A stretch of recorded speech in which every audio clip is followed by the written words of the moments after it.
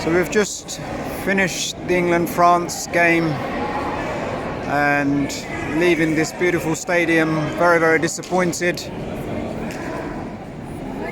I think we controlled the game for the most part. We had the better of the chances. Both the penalties were absolutely stonewall penalties, and Harry Kane dispatched one clinically, the other one I'm not sure what happened. If that goes in, and we're back level, and with 6 or 7 minutes to go, there was a chance that we could at least take the game to extra time. But it's not meant to be. It's not meant to be. The lads did us proud. And the French were there for the taking.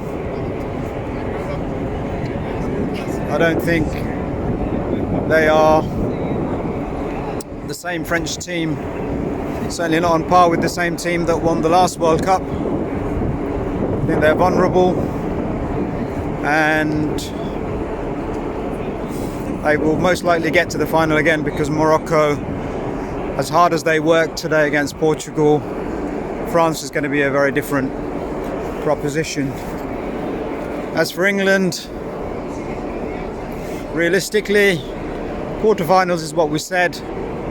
If we had come through tonight's game, I think we would have certainly beaten Morocco, and a match-up with Argentina or Croatia,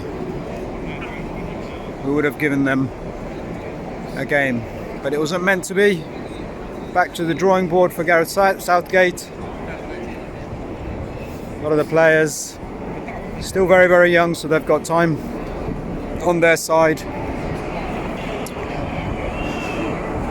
And the next one will come very, very quickly. It's a bittersweet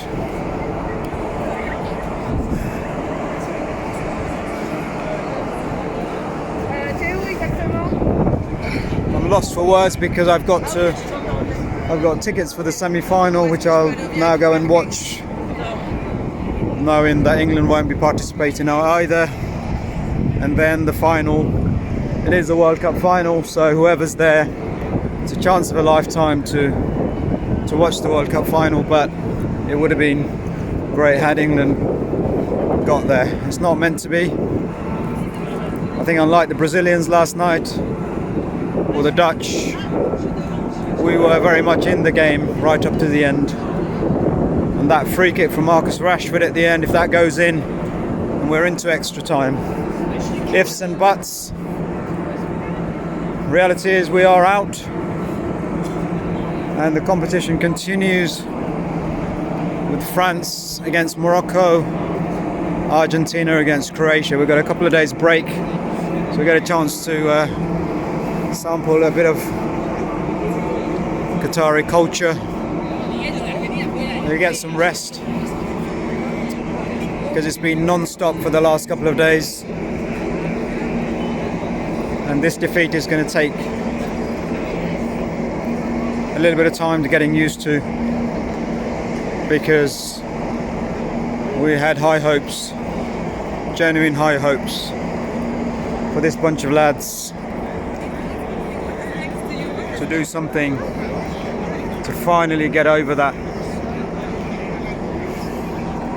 line, but it's not meant to be.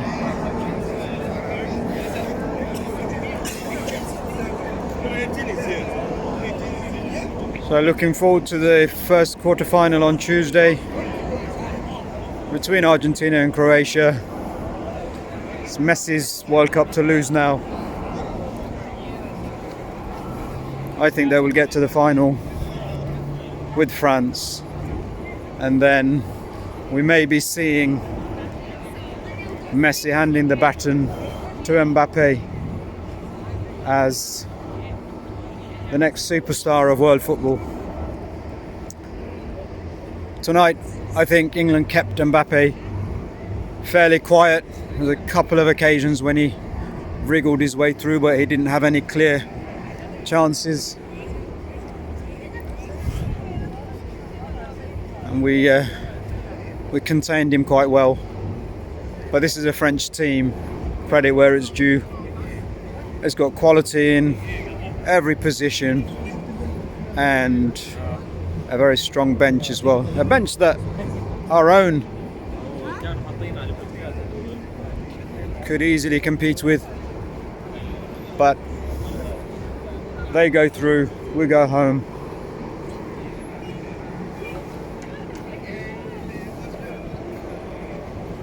Just a shot of the Al Bayt Stadium for you. Every time I come to this stadium, this is the second time I've come to this stadium, always makes me chuckle, always makes me laugh, because it's literally a copy of the tent that Colonel Gaddafi from Libya, you may remember him, he pitched a tent in the middle of the desert and invited Tony Blair to that tent. And some of you may be aware of Arab custom never to show. It's very disrespectful, extremely disrespectful, to show the soles of your feet or your shoes to a guest. Now remember Gaddafi sitting with his legs crossed, with his sole pointed towards Blair's face. He knew what he was doing, Blair didn't, and the rest is of course history. So every time I see at the Al Bayt Stadium, I always remember that particular story. It is a fantastic stadium.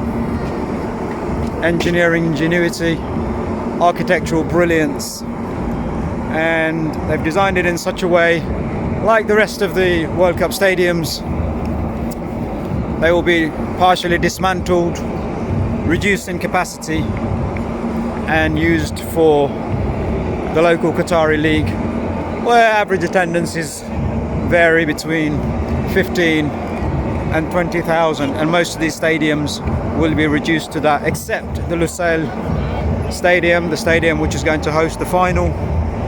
That will remain their flagship national stadium. The party for the French is going to go long into the night. It's already started by the looks of it. I think I'm going to head home, because it's been a very long day. Very long day.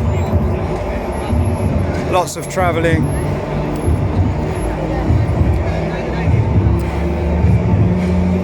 Late start tomorrow. We get into Doha city centre, back in Lusail, Qatara village, take in some of the touristy places, bring you some of some footage from some of the interesting places that you can come and visit if you wish to. This is once again credit to the Qatari organisers. They put on a fantastic show again this evening. Two very good matches. Half a dozen fan zones across Doha, where thousands and thousands of people gathered to watch on the big screens. The 60,000 that did get into the stadium, they enjoyed an absolute enthralling game of football. And like the vast majority of the games in this World Cup, they have been fantastic games to watch. The atmosphere has been amazing. The mix of people, everybody, all the fans from all over the world are saying that this is one of the few occasions when fans can actually mingle, sit together, travel together, be stationed in the same area together, in the same hotel, same apartments, and get on. And this is credit to Qatar and the organisers for their organisation, transportation, access. Everything has been absolutely tip-top, and the thousands of volunteers, helpers, cleaners, everybody has played their part. And these stadiums were designed for football, and when you sit inside them, they generate a fantastic atmosphere, and the French certainly were in full voice, and the England fans the back of the goal, England goal at the first half, second half, made a lot of noise.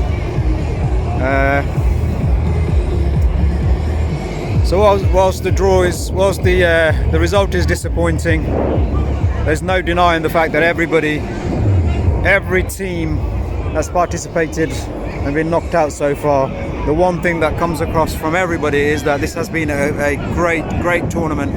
Everybody's enjoyed themselves.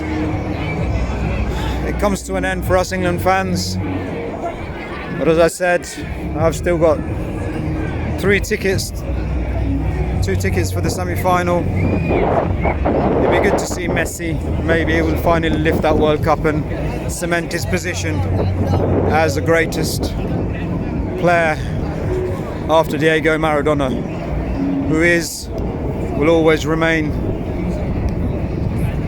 the greatest player to ever kick a football.